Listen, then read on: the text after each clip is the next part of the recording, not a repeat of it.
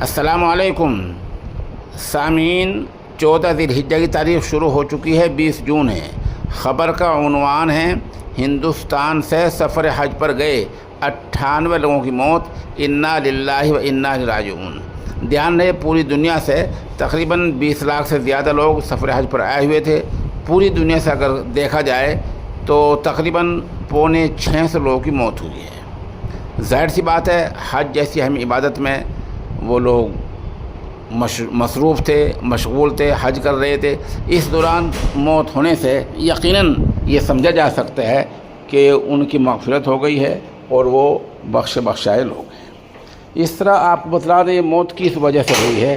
بظاہر جو وجہ ہے اس میں یہ بتایا گیا ہے کہ ان اکثر کی موت گرمی سے ہوئی ہے، صرف ایک کی موت ہجوم اور بھیڑ کی وجہ سے ہوئی ہے۔